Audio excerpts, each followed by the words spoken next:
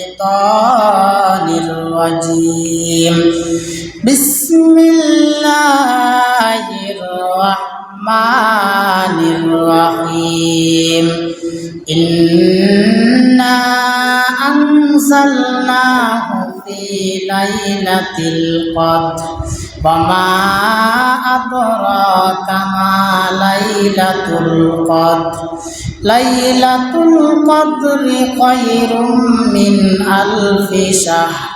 তানাজ্জালুল মালাইকাতু war রূহু ফিহা বিইذনি রাব্বিহিম মিন কুল্লি আমর। সালামুন হিয়া হাত্তা মাতলাইল ফাজর।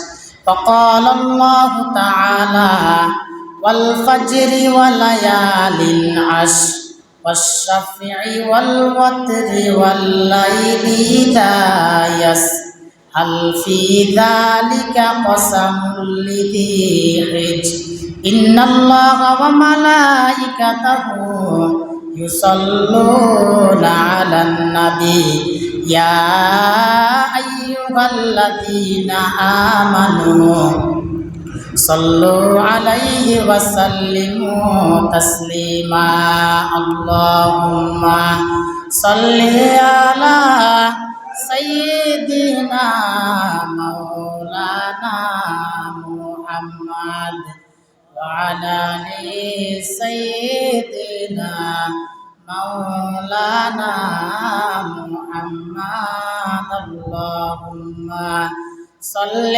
على سيدنا مولانا محمد وعلى آل سيدنا مولانا محمد بلغ العلا بكماله كشف الدجى بجماله حسنت جميع خصاله صلوا عليه وآله আলহামদুলিল্লাহ।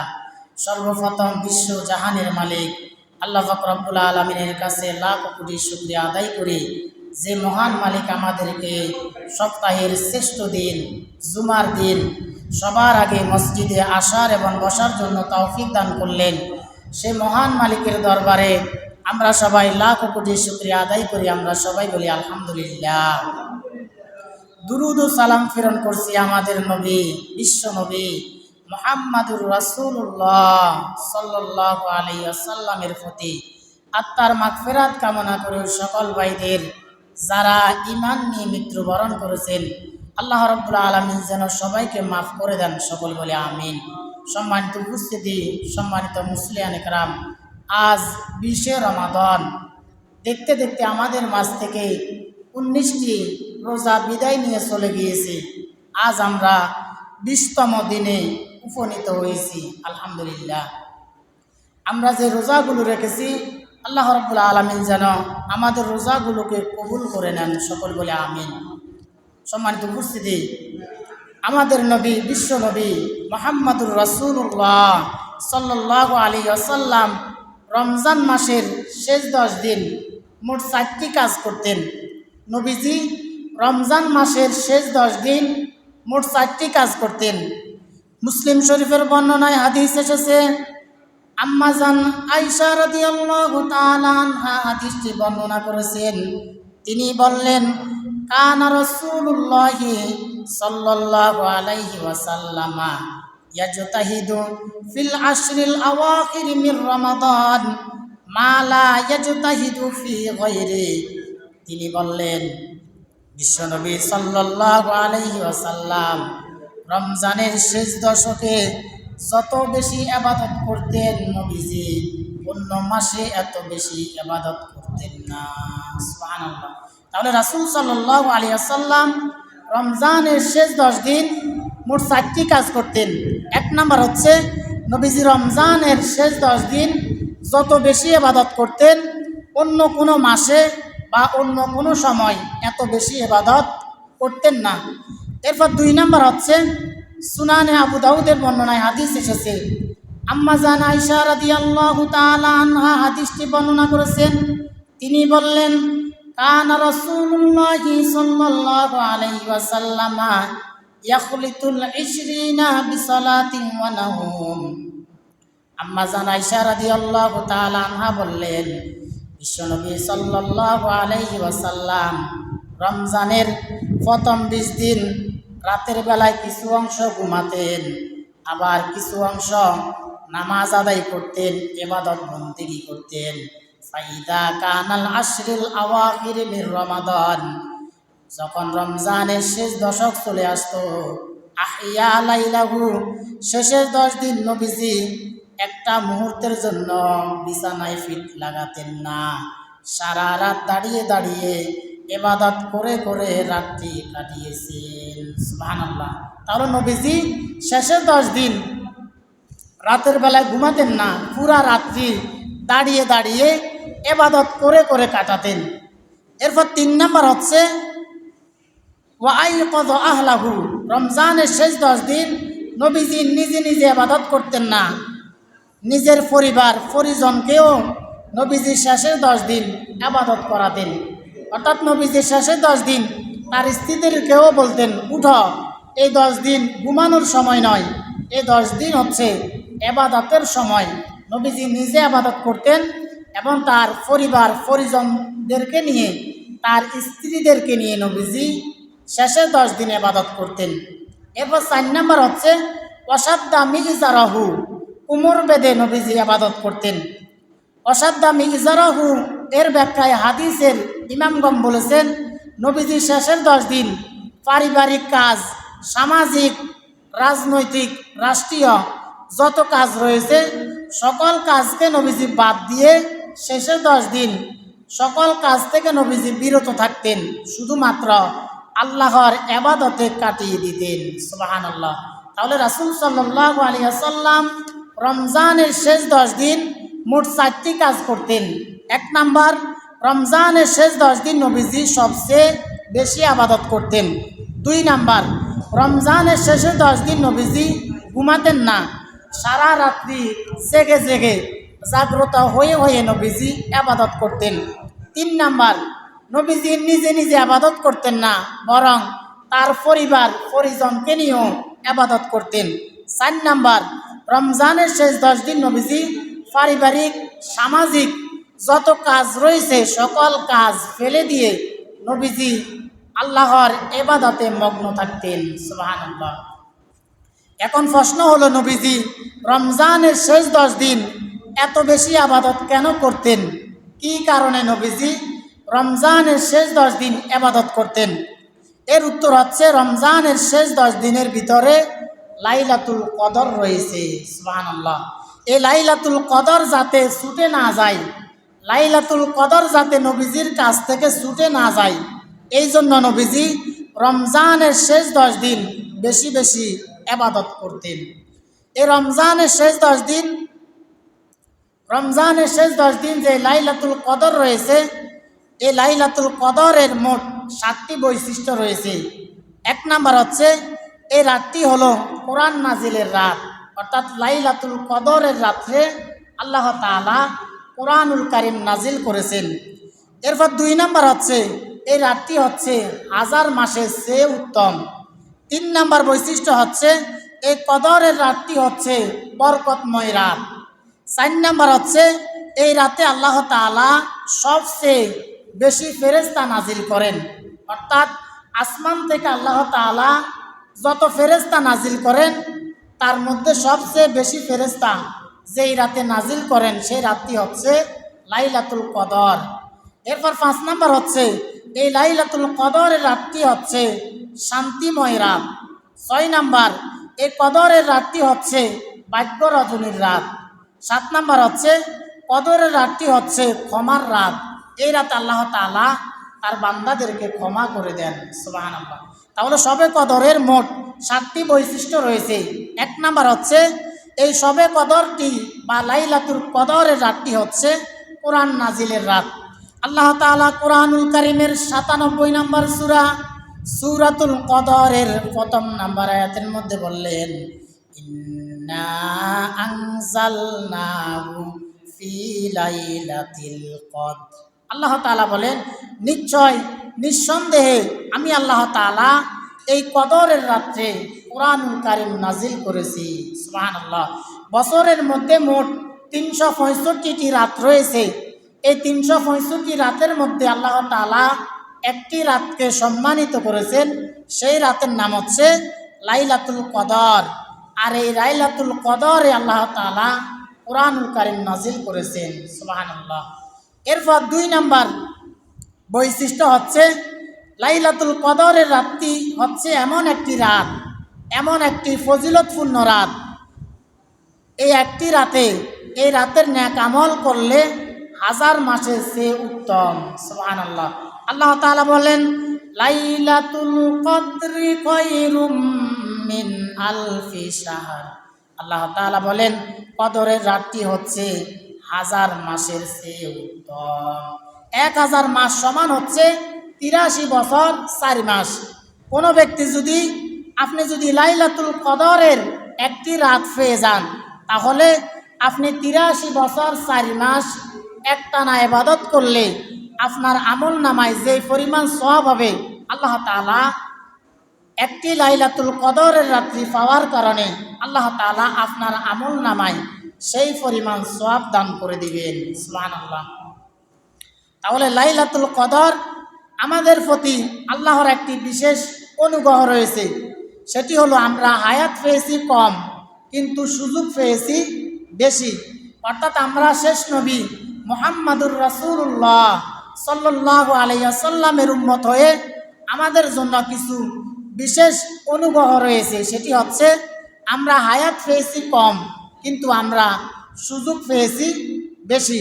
আমাদের নবী, বিশ্ব নবী মুহাম্মাদুর রাসূলুল্লাহ সাল্লাল্লাহু আলাইহি ওয়াসাল্লাম একদিন আল্লাহকে বললেন, হে আল্লাহ, আমার উম্মতের আগে তো অন্যান্য নবীদের উম্মতেরা জান্নাতে চলে যাবে, কারণ তারা হায়াত পেয়েছে বেশি, এই জন্য তারা নেক আমলও করেছে বেশি। আল্লাহ তাআলা তখন বললেন, হে আমার হাবিব, পৃথিবীর অন্যান্য নবী রাসূলদের এবং অন্যান্য নবী রাসূলের উম্মতদেরকে আমি হায়াত দিয়েছি বেশি, কিন্তু তাদেরকে আমি লাইলাতুল কদর দান করি নাই। আর আপনার উম্মতদেরকে আমি হায়াত দিয়েছি কম, কিন্তু আপনার উম্মতদেরকে আমি লাইলাতুল কদর দান করেছি। সুবহানাল্লাহ। আপনার উম্মত যদি একবার লাইলাতুল কদর পেয়ে যায়, তাহলে তারা এক রাতের বিনিময়ে 83 বছর 4 মাসের সওয়াব লাভ করবে। সুবহানাল্লাহ। এইভাবে যদি আপনার উম্মত 50 বছর 60 বছর হায়াত পায়, আর 60 বছরের মধ্যে যদি অন্তত 10টা 20টা 30টা লাইলাতুল কদর পেয়ে যায়, তাহলে আপনার উম্মত অন্যান্য নবী রাসূলের উম্মতের বহু আগে জান্নাতে চলে যাবে। সুবহানাল্লাহ। তাহলে আমরা হায়াত পেয়েছি কম, কিন্তু লাইলাতুল কদর পেয়েছি। আল্লাহ তাআলা বলেন, লাইলাতুল কদরি খায়রুম মিন আলফি শাহর। যেই ব্যক্তি লাইলাতুল কদর পেয়ে যাবে, লাইলাতুল কদরের একটি রাত পাবে, সেই ব্যক্তি একটানা 83 বছর 4 মাস ইবাদত করলে যেই পরিমাণ সওয়াব হয়, আল্লাহ তাআলা ওই বান্দার আমল নামায় সেই পরিমাণ সওয়াব দান করে দিবেন। সুবহানাল্লাহ। এরপর লাইলাতুল কদরের 3 নাম্বার বৈশিষ্ট্য হচ্ছে এই রাতটি হচ্ছে বরকতময় রাত। আল্লাহ তাআলা বলেন, ইন্না আনজালনাহু ফি লাইলাতিন মুবারাকাতিন ইন্না কুন্না মুনদিরিন। আল্লাহ তাআলা বলেন, নিশ্চয় এই কোরআনকে আমি বরকতময় রজনীতে নাজিল করেছি। সুবহানাল্লাহ। তাহলে লাইলাতুল কদরের 3 নাম্বার বৈশিষ্ট্য হচ্ছে এই রাতটি হচ্ছে বরকতময় রাত। এরপর 4 নাম্বার বৈশিষ্ট্য হচ্ছে কদরের রাত্রে আল্লাহ তাআলা সবচেয়ে বেশি ফেরেশতা পৃথিবীতে নাজিল করেন। সুবহানাল্লাহ। আল্লাহ তাআলা বলেন, তানাজ্জালুল মালাইকাতু ওয়ার রূহু ফিহা বিইذনি রাব্বিহিম মিন কুল্লি আমর। আল্লাহ তাআলা বলেন, কদরের রাত্রে ফেরেশতারা এবং জিবরাইল আলাইহিস সালাম আল্লাহর নির্দেশ ক্রমে অবতীর্ণ হয়ে যায়। তাহলে কদরের রাত্রের 4 নাম্বার বৈশিষ্ট্য হচ্ছে এই কদরের রাত্রে আল্লাহ তাআলা যত বেশি ফেরেশতা দুনিয়াতে নাজিল করেন অন্য কোনো সময়ে বা অন্য কোনো রাতে এত বেশি ফেরেশতা নাজিল করেন না। এরপর 5 নাম্বার বৈশিষ্ট্য হচ্ছে কদরের রাতটি হচ্ছে শান্তিময় রাত। আল্লাহ তাআলা বলেন, সালামুন হিয়া হাত্তা মাতলাইল ফাজ, ফজর উদিত হওয়া পর্যন্ত এই রাতটি হচ্ছে শান্তিময় রাত। সুবহানাল্লাহ। অর্থাৎ লাইলাতুল কদরের মাগরিবের নামাজের আজান যখন হয়ে যায়, যেমন আজকে রাত্রি হচ্ছে লাইলাতুল কদরের রাত, আজকে 20 রমজান শেষ হয়ে যাবে এবং মাগরিবের পর থেকে 21তম রমাদান শুরু হয়ে যাবে, তাহলে আজকে লাইলাতুল কদরের প্রথম রাত্রি।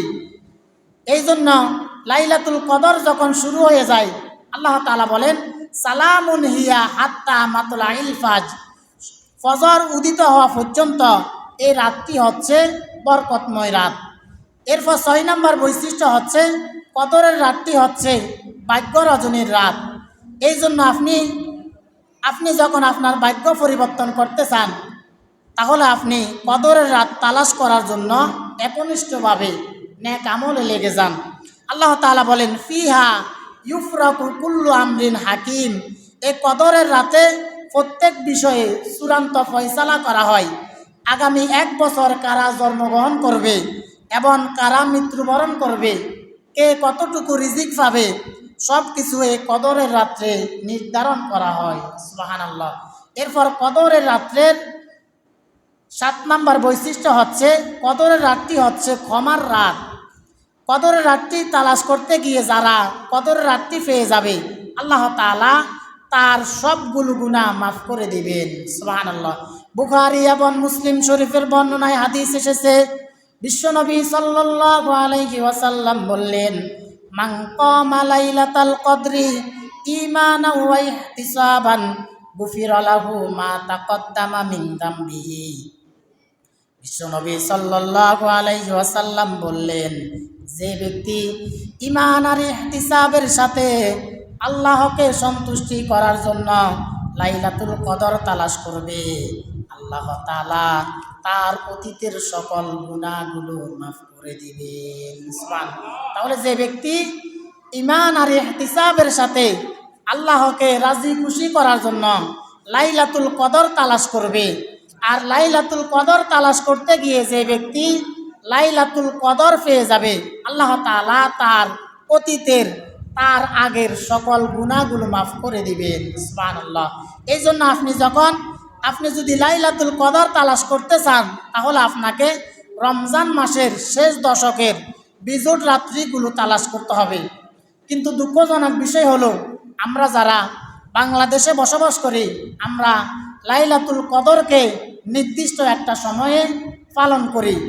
আমরা সবাই দেখা যায় 27তম রাত্রে লাইলাতুল কদর তালাশ করি, কিন্তু রাসূল সাল্লাল্লাহু আলাইহি ওয়াসাল্লামের 27তম রাত্রে লাইলাতুল কদর তালাশ করা এটি নবীজির কোনো সুন্নাত নাই। অথচ রাসূল সাল্লাল্লাহু আলাইহি ওয়াসাল্লাম বললেন, তোমরা রমাদানুল মুবারকের শেষ দশকের বেজোড় যে রাত্রিগুলো রয়েছে, ওই রাত্রিগুলোতে তোমরা লাইলাতুল কদর তালাশ করো। সুবহানাল্লাহ। বুখারীর বর্ণনায় হাদিস এসেছে, বিশ্বনবী সাল্লাল্লাহু আলাইহি ওয়াসাল্লাম বললেন, তাহাররু লাইলাতাল কদরি ফিল উত্রি মিনাল আশরিল আওয়াখিরি মির রমাদান। বিশ্বনবী সাল্লাল্লাহু আলাইহি ওয়াসাল্লাম বললেন, তোমরা রমজানের শেষ দশকের বিজোড় রাত্রিগুলোতে লাইলাতুল কদর তালাশ করো। সুবহানাল্লাহ।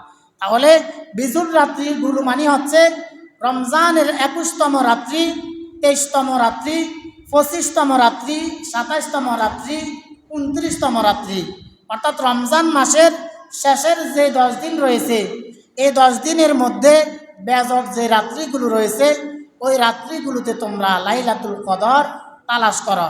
কদরের রাত্রে আল্লাহ তাআলা একটি দোয়া বেশি বেশি পড়তেন, সেটি হচ্ছে, আল্লাহুম্মা ইন্নাকা আফুউন তুহিব্বুল আফওয়া ফাফু আন্নি। এই দোয়াটির অর্থ হলো, হে আল্লাহ, নিশ্চয় আপনি ক্ষমাশীল, আপনি আপনার বান্দাদেরকে ক্ষমা করতে পছন্দ করেন, সুতরাং আপনি আমাদেরকে মাফ করে দেন। সুবহানাল্লাহ। অর্থাৎ কদরের রাত্রে একটি দোয়া বেশি বেশি নবীজি পড়তেন, সেটি হচ্ছে, আল্লাহুম্মা ইন্নাকা আফুউন তুহিব্বুল আফওয়া ফাআফু আন্নি। এই কদরের রাতটি হচ্ছে, তাহলে কদরের রাত্রে আমরা মোট 7টি বৈশিষ্ট্য সম্পর্কে জানলাম। সর্বশেষ নবীজি রমজানের শেষ দশকের শেষ 10 দিনে ইতিকাফ করতেন। অর্থাৎ কদরের লাইলাতুল কদরের সর্বশেষ যে বৈশিষ্ট্য রয়েছে সেটি হচ্ছে রমজান মাসের শেষ দশকে নবীজি ইতিকাফ করতেন। ইতিকাফ শব্দটি হচ্ছে আরবি, এর বাংলা অর্থ হচ্ছে আবদ্ধ থাকা, নির্দিষ্ট একটি জায়গায় অবস্থান করা। ইসলামী শরীয়তের পরিভাষায় ইতিকাফ হচ্ছে আল্লাহকে সন্তুষ্টি করার জন্য রাসূল সাল্লাল্লাহু আলাইহি ওয়াসাল্লামের সুন্নাহ অনুযায়ী রমজানের শেষ 10 দিন মসজিদে অবস্থান করাকে ইতিকাফ বলা হয়। তাহলে ইতিকাফ শব্দটি হচ্ছে আরবি, এর বাংলা শব্দ হচ্ছে আবদ্ধ থাকা, নির্দিষ্ট একটি জায়গায় অবস্থান করা। আর ইসলামী শরীয়তের পরিভাষায় আল্লাহকে সন্তুষ্টি করার জন্য রাসূল সাল্লাল্লাহু আলাইহি ওয়াসাল্লামের সুন্নাহর আমল অনুযায়ী রমজানের শেষ 10 দিন মসজিদে অবস্থান করাকে ইতিকাফ বলা হয়। ইতিকাফের হুকুম, ইতিকাফ করা হচ্ছে সুন্নাহ। রাসূল সাল্লাল্লাহু আলাইহি ওয়াসাল্লাম তার মৃত্যুর আগ পর্যন্ত রমজান মাসের শেষ 10 দিন তিনি ইতিকাফ করেছেন। সুবহানাল্লাহ। অর্থাৎ নবীজি যতদিন জীবিত ছিলেন নবীজি রমজান মাসের শেষ 10 দিন ইতিকাফ করেছেন। বুখারী এবং মুসলিম শরীফের বর্ণনায় একটি হাদিস এসেছে, আন আয়েশা রাদিয়াল্লাহু তাআলা আনহা আন্নান নাবিয়্য সাল্লাল্লাহু আলাইহি ওয়াসাল্লামা কানা ইয়াতাকিফুল আশরাল আওয়াখির মির রমাদান হাত্তা তাওয়াফাল্লাহু তাআলা সুম্মা তাকাফা আজওয়াজুহু মিন বাদি। আম্মা জান আয়েশা রাদিয়াল্লাহু তাআলা আনহা হাদিসটি বর্ণনা করেছেন। তিনি বললেন, বিশ্বনবী সাল্লাল্লাহু আলাইহি ওয়াসাল্লাম তার ওফাতের আগ পর্যন্ত রমজানের শেষ 10 দিন ইতিকাফ করেছেন। সুবহানাল্লাহ। আবার বিশ্বনবী সাল্লাল্লাহু আলাইহি ওয়াসাল্লাম যখন ইন্তেকাল করেছেন তখন তার ইন্তেকালের পরে তার স্ত্রীগণ ইতিকাফ করেছেন। এই হাদিস থেকে প্রমাণিত হয় যদি কোনো মহিলা ইতিকাফ করতে চায় তাহলে তারা ইতিকাফ করতে পারবে। তাহলে রাসূল সাল্লাল্লাহু আলাইহি ওয়াসাল্লাম রমজানের শেষ 10 দিন ইতিকাফ করেছেন এবং নবীজি যখন ইন্তেকাল করলেন নবীজির স্ত্রীরাও রমজান মাসে ইতিকাফ করতেন। এখন প্রশ্ন হলো, মহিলারা কোন জায়গায় ইতিকাফ করবে? এই ব্যাপারে মহিলারা কি মসজিদে ইতিকাফ করবে নাকি বাড়িতে ইতিকাফ করবে? এই ব্যাপারে বেশিরভাগ ফুকাহেগণ বলেছেন মহিলারা মসজিদে ইতিকাফ করবে। আল্লাহ তাআলা বললেন, ওয়া আনতুম আকিফুনা ফিল মাসাজিদ, তোমরা মসজিদে ইতিকাফ করো। যেহেতু আমাদের দেশে মসজিদগুলোতে মহিলাদের জন্য কোনো ব্যবস্থা নাই, এই জন্য কোনো ফুকাহেগণ বলেছেন মহিলারা যদি বাড়িতে ইতিকাফ করে তাহলে তারা বাড়িতে ইতিকাফ করতে পারবে। তাহলে কোনো মহিলা যদি ইতিকাফ করতে চায় তাহলে তারা বাড়িতে ইতিকাফ করতে পারবে। তারা তাদের যে ঘর রয়েছে ঘরে যে কোনো এক কোনায় বসে তারা ইতিকাফ করতে পারবে। ইতিকাফের সময় আমাদের জন্য কিছু করণীয় আমল রয়েছে। 1 নম্বর হচ্ছে, যারা ইতিকাফে থাকবে তারা অযথা সময় নষ্ট না করা। অর্থাৎ আপনি যখন ইতিকাফে বসবেন তখন আপনি সব সময় চেষ্টা করবেন আপনি ইবাদতের মাধ্যমে আপনি আপনার সময়টাকে কাটানোর জন্য। 2 নম্বর হচ্ছে, ইতিকাফে থাকাকালীন সময়ে নামাজের জন্য অপেক্ষা করা। আপনি জোহরের নামাজ পড়েছেন, কখন আসরের নামাজ হবে, আসরের নামাজের সময় হবে, আপনি আসরের নামাজের জন্য অপেক্ষা করা। 3 নম্বর হচ্ছে বেশি বেশি নফল ইবাদত করা। 4 নম্বর কোরআন তেলাওয়াত করা। 5 নম্বর জিকির আজকার তাসবিহ তাহলিল পাঠ করা। 6 নম্বর দোয়া ইস্তিগফার পাঠ করা। 7 নম্বর নিজের গুনাহের জন্য আল্লাহর কাছে মাফ চাওয়া। 8 নম্বর বিজুর যে রাত্রিগুলো রয়েছে ওই রাত্রিগুলোতে একটি দোয়া পাঠ করা, সেটি হচ্ছে আল্লাহুম্মা ইন্নাকা আফুন কারিম তুহিব্বুল আফওয়া ফাআফু আন্নি। অর্থাৎ, হে আল্লাহ, তুমি তো খুবই ক্ষমাশীল, তুমি ক্ষমা করাই ভালোবাসো, সুতরাং তুমি আমাদেরকে ক্ষমা করে দাও। সুবহানাল্লাহ। নবীজি এই দোয়াটি বেশি বেশি পাঠ করতেন। আল্লাহুম্মা ইন্নাকা আফুউন কারীম তুহিব্বুল আফওয়া ফাফু আন্নি। আল্লাহুম্মা ইন্নাকা আফুউন কারীম তুহিব্বুল আফওয়া ফাফু আন্নি। এই দোয়াটা নবীজি বেশি বেশি পড়তেন। এরপর ইতিকাফের জন্য কিছু বর্জনীয় আমল রয়েছে, সেটি হচ্ছে অনর্থক যারা ইতিকাফে বসবে তারা অনর্থক বেহুদা কথাবার্তা না বলা। 2 নাম্বার, গোল বৈঠকে না বসা। অনেকে দেখা যায় যখন ইতিকাফে বসে নামাজের সময় যখন হয়, নামাজ শেষ হওয়ার পর 5 জন 10 জনকে নিয়ে একসাথে বসে কথাবার্তা বলা। 3 নাম্বার, মূল্যবান সময়কে কাজে লাগানো। 4 নাম্বার, উচ্চ স্বরে কথাবার্তা না বলা। তাহলে ইতিকাফের জন্য কিছু বর্জনীয়, কিছু ছেড়ে দেওয়ার মতো কাজ রয়েছে, সেটি হচ্ছে যারা ইতিকাফে বসবে তারা অযথা অনর্থক কথাবার্তা না বলা। 2 নাম্বার, গোল বৈঠক না করা। 3 নাম্বার, মূল্যবান সময়কে কাজে লাগানো। 4 নাম্বার, উচ্চ স্বরে কথা না বলা। ইতিকাফকারীদের জন্য আল্লাহ তাআলা কিছু শর্ত দিয়েছেন। 1 নাম্বার হচ্ছে যিনি ইতিকাফে বসবেন তিনি রোজাদার হওয়া। যদি ইতিকাফে বসে উনি রোজা না রাখতে পারে তাহলে তাকে ইতিকাফে না বসা। 2 নাম্বার হচ্ছে ইতিকাফের শর্ত হচ্ছে মুসলমান হওয়া। 3 নাম্বার, জ্ঞানবান হওয়া। 4 নাম্বার, মহিলা হলে ইতিকাফ অবস্থায় ঘর থেকে বের না হওয়া। যদি মহিলারা ইতিকাফ করতে চায় তাহলে তারা তাদের ঘরের মধ্যে অবস্থান করা, তারা তাদের জরিয়ত সারার জন্য তারা ঘর থেকে বের হতে পারবে, এর বাইরে তারা ঘর থেকে বাইর না হওয়া। 5 নাম্বার, মহিলারা ইতিকাফে বসলে তারা তাদের স্বামীর কাছ থেকে অনুমতি নেওয়া। সর্বশেষ, ইতিকাফের উদ্দেশ্য, যারা ইতিকাফে বসবে তাদের কি উদ্দেশ্য রয়েছে বা কি কারণে তারা ইতিকাফে বসবে। ইতিকাফের উদ্দেশ্য হচ্ছে লাইলাতুল কদর তালাশ করা। অর্থাৎ যারা ইতিকাফে বসবে তারা যাতে লাইলাতুল কদর তালাশ করতে পারে, লাইলাতুল কদরটা যাতে তাদের কপালে নসিব হয়, এই জন্য তারা ইতিকাফে বসা। মুসলিম শরীফের বর্ণনায় হাদিস এসেছে, বিশ্বনবী সাল্লাল্লাহু আলাইহি ওয়াসাল্লাম বললেন, আমি রমজানের প্রথম 10 দিন ইতিকাফ করলাম, এরপর রমজানের দ্বিতীয় 10 দিনও ইতিকাফ করলাম যেন আমি লাইলাতুল কদর তালাশ করতে পারি। কিন্তু প্রথম 20 দিন ইতিকাফ করার পরেও যখন আমি লাইলাতুল কদর পেলাম না, অবশেষে আমাকে বলা হলো আপনি যে 10 দিন আপনি যে লাইলাতুল কদর তালাশ করেন সেটি হচ্ছে রমজান মাসের শেষ 10 দিন। বিশ্বনবী সাল্লাল্লাহু আলাইহি ওয়াসাল্লাম বললেন, ফামান আহাব্বা মিনকুম আইয়া তাকিফা ফালিয়া তাকিফ ফিল আশরিল আওয়াখির মির রমাদান।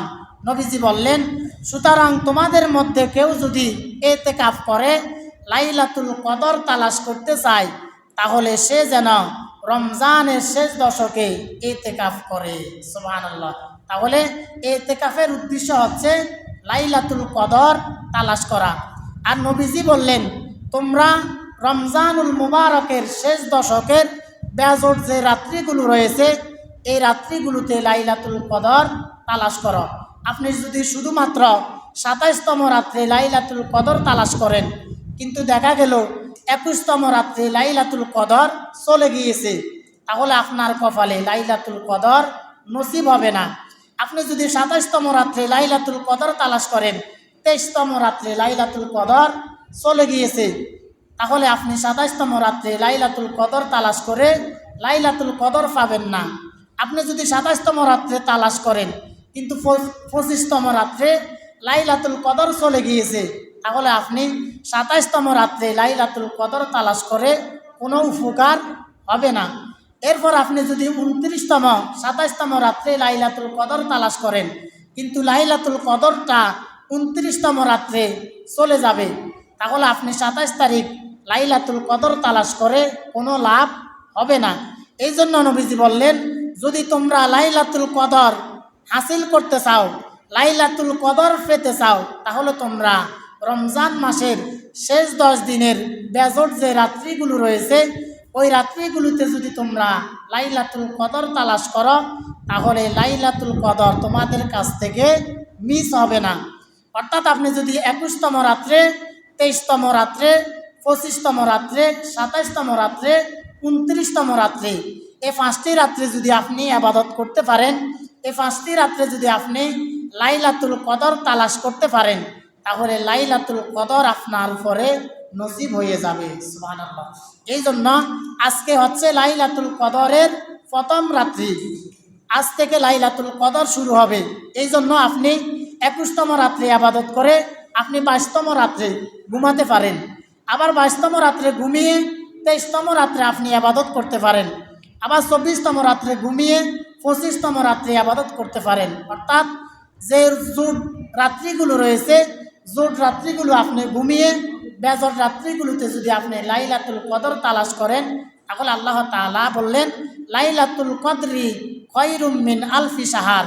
যে ব্যক্তি লাইলাতুল কদরের রাত তালাশ করে লাইলাতুল কদরের রাত পেয়ে যাবে, সে ব্যক্তি একটানা 83 বছর 4 মাস ইবাদত করলে যেই পরিমাণ সওয়াব হবে, আল্লাহ তাআলা তার আমল নামায় সেই পরিমাণ সওয়াব দান করে দিবেন। সুবহানাল্লাহ। সম্মানিত উপস্থিতি, সংক্ষিপ্তভাবে লাইলাতুল কদরের যে আলোচনাগুলো, যে কথাগুলো বলেছি, আল্লাহ তাআলা আমাকে এবং আমাদের সবাইকে আমল করার তৌফিক দান করুন। যারা সুন্নত পড়ে না তারা সুন্নত পড়ে নেন।